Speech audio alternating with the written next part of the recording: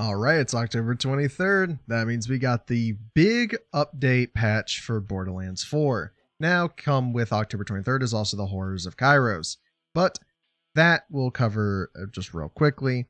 They've added a support for it. The free mini event will be live today, as said, all the way up to November 6th. They added the Murmur TDR Assault Rifle and a Scully Order Grenade. The Scully Grenade is really, really bad.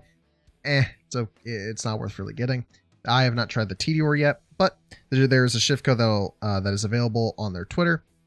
Go and use it. It gives you a nice skin, and there's a exclusive to the event. You can get items from your rewards center. Next up is the progression, loot, and rewards. Big changes, but very good changes at that. So what has happened is they've changed the respec costs from 5,000 Iridium to 1,500. They fixed bosses not dropping loot properly. They improved the lost loot machine, which will now prioritize your better loot than your shittier loot. It corrects the slot expansion and fixed the duplication bug. Golden chests reliably open after joining a session, so in multiplayer they weren't always opening. Ultimate Vol Hunter rank level 5. Rank up missions now correctly increase rank on Steam, which is nice. They weren't before. More cash drops from loot enemies, dozens of achievement fixes as well as waypoint corrections and fast travel unlocks, cosmetics and collectible tracking corrected across missions, and there's a lot more in here, but it's mainly about all the achievements here that were having problems. Thankfully, those are getting fixed, and a lot of other fast travel stations are now functioning correctly, and Echolog pickup and unpaid now counts properly, which is good. Gameplay and missions. Maurice's Black Market now works properly in multiplayer. It wasn't before. They prevented an enemy spawn bug and stuck bounties, so now those should be fixed. They fixed the boss arena clipping areas, invisible walls, and mission waypoint issues where it wouldn't be able to track, which is really nice. As you can see, the specific ones will be here. I'm just going over what I've read and summarized because this is a lot to cover, and I want to get down to the buffs. They have various collision physics and safe house capture fixes, so now there won't be as many issues colliding with things. And enemies and traits corrected. Examples, their Chainmaster Tether and Pangolin Grenade now work correctly. It now tells all enemies in range when multiple enemies have that ability, which is okay, I guess. And Manglers no longer desync their positions when dodging multiplayer. Nice. Can be damaged with grenades while in ball mode. Very good. Now the Vol Hunter changes, the big thing.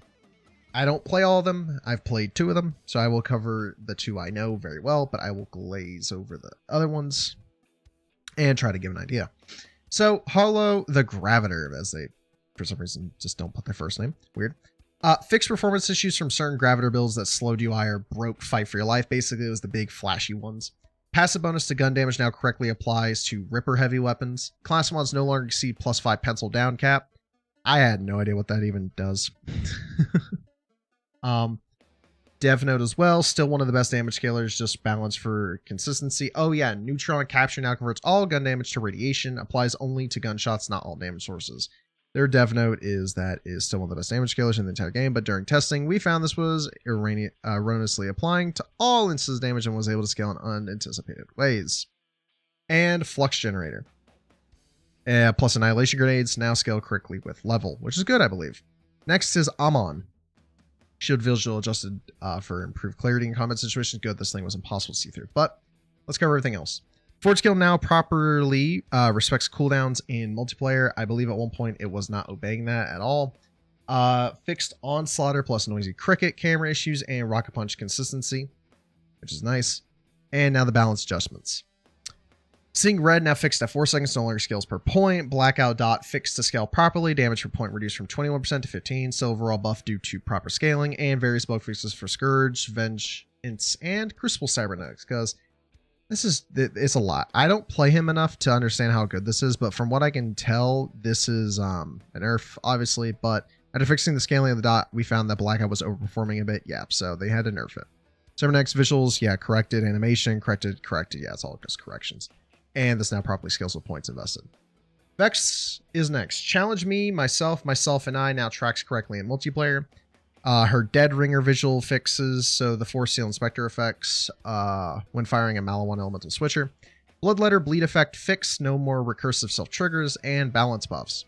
Her balance buffs are pretty quick and easy. Double Trouble illusion damage went from 50% to 75%, duration went from 5 to 8 seconds, and Apex Beast damage went from 10% to 15%, which is good. Now, Rafa, who got basically nothing. Should have got more. Fixed Philanthropo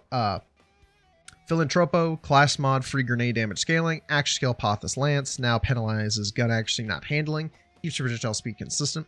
And now benefits from cooldown reduction effects. Now, my problem with this. They nerfed the knife.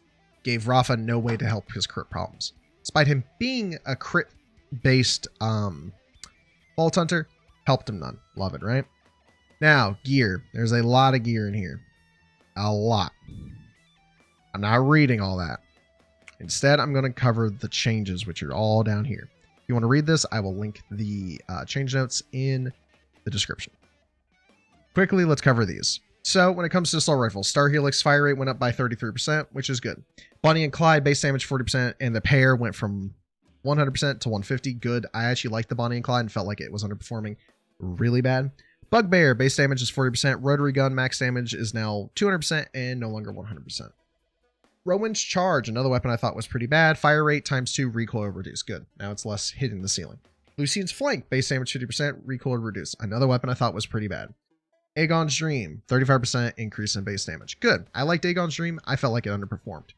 Heavy weapons, Gamma Void and Ravenfire. Gamma Void's base damage went up to 450%, and the singularity duration is 6 seconds, no longer 10. And the radiation amp went up to 50% from 40, but the cooldown got multiplied by 2.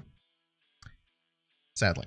Ravenfire, base damage increased to 24%. Not bad. Class mods, something else a lot of people are having issues with. General, melee and actual damage increased across all level 50 mods, went from 40 to 60 in melee and 35 to 45 in skill damage. Siren mods, longer skill duration, 45%, 45% on cooldown rate as well. Forge Knight mods, the Forge Run duration went up to 45%. Blacksmith Legendary now also has 20% damage per active Forge Drone. And Elementalist now adds 2% damage per affinity stack. Then finally with Harlow's, Biorobot and Skeptic damage increased to 60%. Oh, shit. Forgot I wasn't scrolling. Thought I was. Other gear. Sadly, nothing really big, but it's all down here. Other gear and systems. Melee and axial related items are now significantly stronger.